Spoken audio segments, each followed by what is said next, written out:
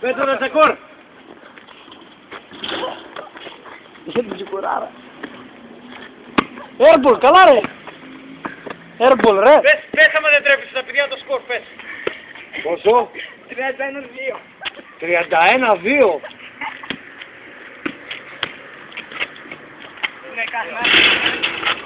Βάλε ρετσακόρ ένα τρίποντο. Τι το περιμένεις. Κάνει φυστήκη σύννεφο. Από τι να σε κάνω να πας.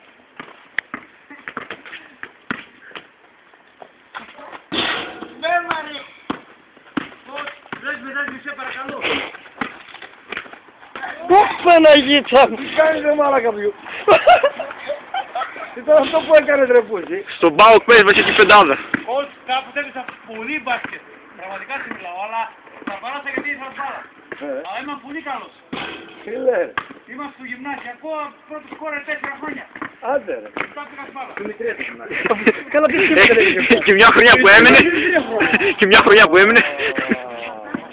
Δεν θα ήταν 5-6 χρόνια στο γυμνάσιο, το επόμενο την χρονιά. Δεν κάνεις τόσο. Νίκο δεν ψηλώνεις άλλο ρε. Γιώργο Πεντιάκη, YouTube είναι αυτό το.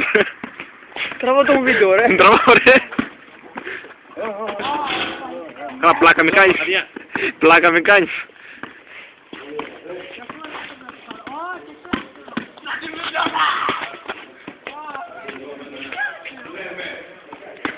Άμυνα, επίσης τι θες. Άμυνα. Άμυνα. Παρασάγια για σένα.